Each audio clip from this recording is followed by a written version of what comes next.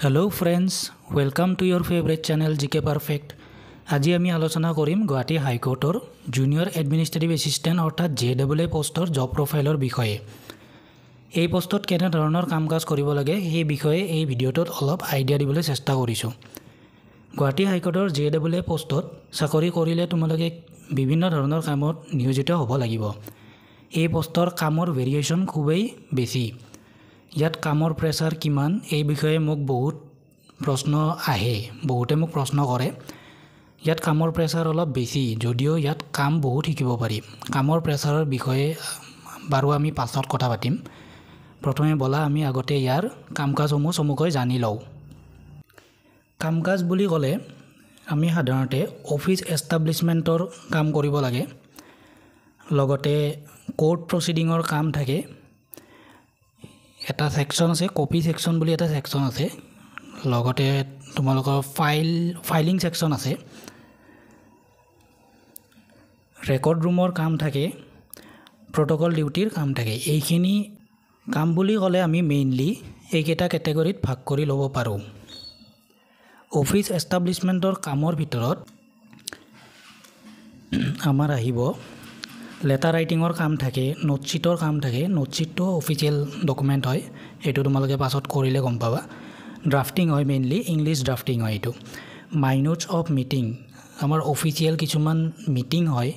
Committee থাকে, এইবোৰৰ meeting হয়। তো সেইবোৰৰ মিটিংখনত কি আলোচনা কৰা হ'ল সেইবোৰ এটা মাইনোটছ হিচাপে ড্ৰাফটিং কৰিব লাগে ইংলিছত, সেইটো কাম থাকে। ডাটা এণ্ট্ৰিৰ কাম থাকে, হেণ্ডলিং অফ ভেৰিয়াছ ফাইল, বিভিন্ন ধৰণৰ এষ্টাব্লিছমেণ্টৰ ফাইল থাকে, সেই ফাইলবোৰ হেণ্ডলিং কৰিব লাগে। মানে যিকোনো এটা ফাইল তোমাৰ হাতত পৰিব পাৰে যে এইটো ফাইলৰ কাম চলি আছে, তো সেইটো কাম তোমাক দিব পাৰে। তো তেতিয়া তুমি সেই কামটো কৰিলা, নেক্সট আকৌ সেই কামটো শেষ হ'লে বেলেগ এটা ফাইলৰ কাম আহিব পাৰে। সেনেকৈ বিভিন্ন ধৰণৰ ফাইলৰ কাম আহি থাকে। ষ্টক ৰুমৰ কাম থাকে, যেনেকৈ ষ্টকত তোমাৰ বহুত বস্তু থাকে। ষ্টক ৰুম বুলি ক'লে তোমালোকে বুজি পাবা যে কলম, পেঞ্চিল এনেকুৱা ধৰণৰ যিবিলাক আমাৰ ষ্টেচনাৰী আইটেম থাকে বা ফাইল থাকে, এইবিলাক বস্তু কাৰোবাক যদি লাগে তেতিয়া তুমি যদি ষ্টক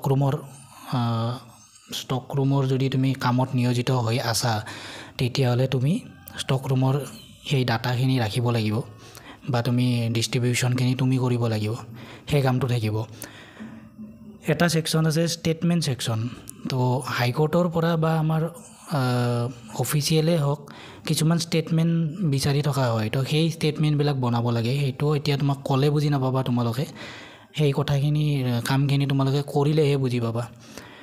তাৰপাছত থাকে অফিচিয়েল লিভ, যেনেকৈ ছুটী বিষয়ক কামবিলাক। ছুটীৰ কামবিলাক আমি যোনবিলাক কেজুৱেল লিভ লওঁ, আৰ্ণ লিভ লওঁ, সেইবিলাকৰ বিষয়েও কোনোবা এজনক যদি দায়িত্ব দিয়া থাকে তেনেহ'লে সেই মানুহজনে ছুটীৰ বিষয়ত কামটো কৰিব। সাধাৰণতে এইবিলাক কাম ওপৰ লেভেলৰ পষ্টত থকাবোৰেই কৰে। ৰিক্ৰুইটমেণ্ট ৰিলেটেড ৱৰ্ক, যদি তোমালোকৰ কোৰ্টত, যেনেকৈ তোমালোকে ডিষ্ট্ৰিক্ট কোৰ্টত চাকৰি পাবা, তো ডিষ্ট্ৰিক্ট কোৰ্টত যদি কেতিয়াবা ৰিক্ৰুইটমেণ্ট ৰিলেটেড কাম আহে, তেতিয়া তুমি ভেৰিফিকেশ্যন কৰা এইবিলাক বা ডাটা এণ্ট্ৰি কৰা সেই কামখিনি তুমি ৰিক্ৰুইটমেণ্ট ৰিলেটেড যোনখিনি কাম থাকে সেইটো তেতিয়া সেই সময়ত সেই কামটো তুমি কৰি থাকিব লাগিব।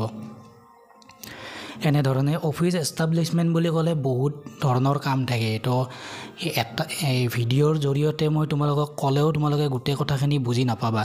বহুতে মোক কমেণ্টত সোধে যে ইয়াৰে জব প্ৰফাইলটো কেনে, কি কৰিব লাগে। সেই কথাটো একচুৱেলি এনেকৈ মুখেদি কৈ দিলে বা মই কাৰোবাক এনে কৈ দিলে সেই মানুহজনে বুজি নাপাব, সেইটো যেতিয়া কৰিব তেতিয়াহে গম পাব। আমাৰ নেক্সট কামটো হ'ল কোৰ্ট ৰুম ৱৰ্ক, মানে কোৰ্ট প্ৰচিডিঙৰ যিবিলাক কাম হয়, যেনেকৈ ধৰা বেঞ্চ এছিষ্টেণ্ট হিচাপে তোমাক দিব পাৰে। তেতিয়া তুমি আমাৰ যিবিলাক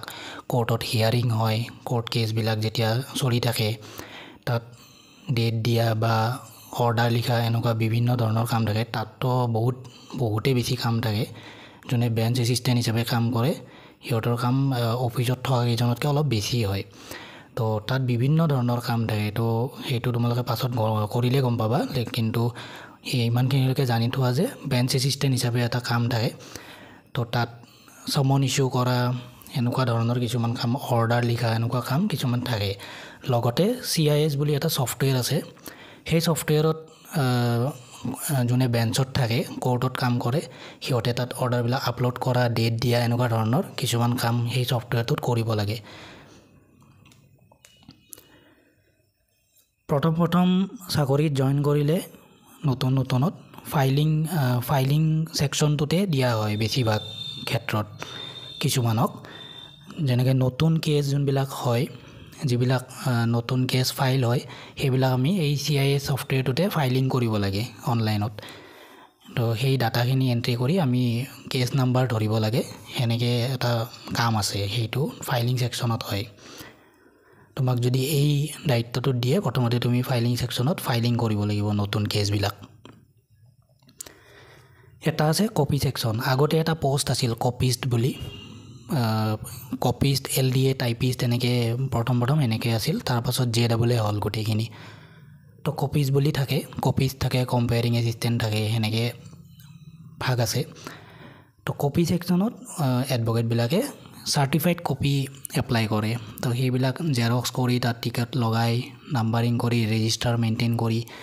এইবিলাক গোটেইখিনি কাম কপি সেকশনত থাকে তো তোমাক যদি কপি সেকশনৰ বা কপিষ্টৰ দায়িত্ব দিয়া হয় তেতিয়া তুমি কপি সেকশনৰ কামখিনি কৰিব লাগিব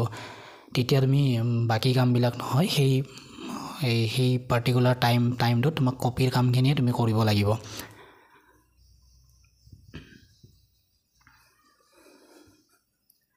ৰেকৰ্ড ৰুমৰ দায়িত্বত দিলে তোমাক কোৰ্টৰ পুৰণি আৰু সংৰক্ষিত নথি প্ৰমাণ সঠিকভাৱে সংৰক্ষণ আৰু প্ৰয়োজনত উলিয়াই দিব লাগিব যিবিলাক কেছ ডিসপোজ হৈ যায় সেইবিলাক কেছ ৰেকৰ্ড ৰুমত থাকে কেতিয়াবা সেইবিলাক কেছ আকৌ বিচৰা হয় তো বিচাৰিলে এই ৰেকৰ্ড ৰুমৰ যোন ইনচাৰ্জ থাকে সেই মানুহজনে সেই ৰেকৰ্ডবিলাক ভালদৰে চোৱা চিতা কৰা বা ৰখা বেয়া নোহোৱাকৈ ৰখা এইবিলাক চোৱা চিতা কৰে লগতে সেই ৰেকৰ্ডটো কল কৰিলে সেই মানুহজনে বিচাৰি উলিয়াই দিয়ে সেই ৰেকৰ্ডটো সেইটোৱে কাম কৰে ৰেকৰ্ড ৰুমৰ ইনচাৰ্জজনে আৰু থাকে প্ৰট'কল ডিউটি বুলি প্ৰট'কল ডিউটি মানে হ'ল কেতিয়াবা গুৱাহাটী হাইকোৰ্টৰ পৰা আমাৰ অনাৰেবল জাষ্টিছবিলাক আমাৰ ইয়াতে প্ৰট'কল ভিজিটত আহে তো আহিলে আমাৰ কিছুমান কাম থাকে আদৰণি জনোৱা বা তেনেকুৱা ধৰণৰ বিভিন্ন ধৰণৰ কাম থাকে তো সেই কামবিলাক আমি চাব লাগে কিছুমানক দায়িত্ব দি দিয়া হয় অৰ্ডাৰ ওলাই দিয়া হয় যে এনেকৈ একেজনমান মানুহে এই দায়িত্বটো দিয়া হ'ল তো তেতিয়া সেই কামটোও কৰিব লাগে লগতে মই ইয়াত যিমানবোৰ কামৰ কথা ক'লোঁ এজন মানুহে সেই গোটেইবোৰ কাম কৰিব নালাগে যাক যিটো দায়িত্ব দিয়া হয় সেই মানুহজনে সেই পাৰ্টিকুলাৰ কামটোহে কৰে এতিয়া কিছুমান ডিষ্ট্ৰিক্ট কোৰ্ট থাকে যিটো কোৰ্ট ডেভেলপিং ষ্টেজত থাকে সেই ডেভেলপিং ষ্টেজত থকা মানে সেই কোৰ্টটোত নতুন আকৌ কোৰ্ট হ'ব গৈ আছে বা মানুহৰ অভাৱ হৈ আছে ষ্টাফৰ অভাৱ হৈ আছে বা গোটেইখিনি কাম কাজ এটা জেগাতে হৈ আছে কম ষ্টাফ আছে তেতিয়া প্ৰত্যেকজন মানুহে প্ৰত্যেকটো কামৰ দায়িত্বৰ ভাৰ ল'ব লগা হয় তেতিয়া কামৰ প্ৰেছাৰটো বেছি হয় বা কোনোবাটো জেগাত কোনোবাটো ডিষ্ট্ৰিক্ট কোৰ্টত কেছৰ পৰিমাণ বেছি থাকে বহুতে মোক ৱৰ্কলোডৰ কথাটো কৈ থাকে মানে কামৰ প্ৰেছাৰটো কিমান কামৰ প্ৰেছাৰটো ডিষ্ট্ৰিক্ট ৱাইজ বেলেগ হয় যেনেকৈ ডিমা হাছাও হওক বা মাজুলী হওক তেনেকুৱা ধৰণৰ জেগাত য'ত কেছৰ পৰিমাণ কম মই প্লেচ হিচাপে নকওঁ কিন্তু য'ত কেছৰ পৰিমাণ বেছি আৰু ষ্টাফৰ অভাৱ হৈ থাকে অলপ চলপ তাত মানে কামৰ প্ৰেছাৰটো বহুত বেছি হয় আৰু য'ত ষ্টাফ এভেইলেবল থাকে বা ডিফাৰেণ্ট কোৰ্ট থাকে কিছুমান জেগাত কোৰ্ট ডিফাৰেণ্ট নাথাকে ভাগ হৈ নাথাকে এটা জেগাতে গোটেইখিনি কাম হৈ থাকে তেতিয়া সেনেকুৱা কোৰ্টত কামৰ প্ৰেছাৰটো অলপ বেছি হয় কিন্তু য'ত ডেভেলপিং ষ্টেট হয় বা য'ত ডেভেলপিং ষ্টেটত থাকে কোৰ্টটো বা কামৰ প্ৰেছাৰ য'ত বেছি বুলি তোমালোকে ভাবিছা তাত চাকৰিটো কৰিলে একফালৰ পৰা ভালে হয় কাৰণ গোটেইখিনি ফাইলৰ কাম গোটেইখিনি এষ্টাব্লিছমেণ্টৰ কামেই হওক বা কোৰ্টৰ কামেই হওক গোটেইখিনি শিকিব পৰা যায় কিন্তু তুমি যদি এটা বহুত ডাঙৰ ষ্টেচনত গুচি যোৱা য'ত অলৰেডি বহুত মানুহ আছে অলৰেডি বহুত ষ্টাফ আছে আৰু অলৰেডি তাত মানে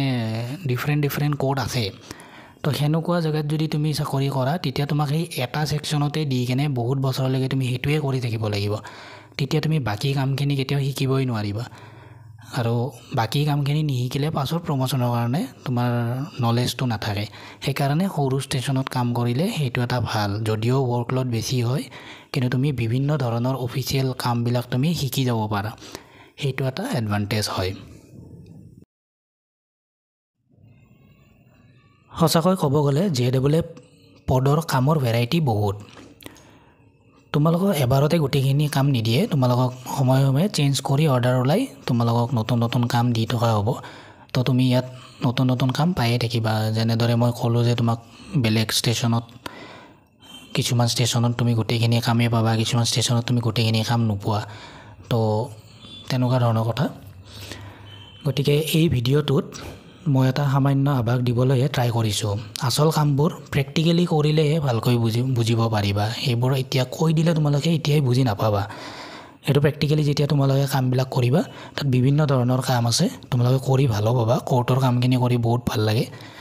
তাত বহুত বস্তু শিকিব পাৰি ল ৰিলেটেড বহুত কথা শিকিব পাৰি গতিকে আশা কৰোঁ গুৱাহাটী হাইকোৰ্টৰ JEE পোষ্টৰ জব প্ৰফাইলটোৰ বিষয়ে তোমালোকে অলপ হ'লেও বুজি পাইছা নেক্সট কি টপিকত তোমালোকে ভিডিঅ' বিচাৰা মোক কমেণ্টত জনাবা আৰু ভিডিঅ'টো চাই যদি তোমালোকে ভাল পাইছা তেনেহ'লে লাইক আৰু ছাবস্ক্ৰাইব কৰি দিবা লগতে শ্বেয়াৰ কৰি দিবা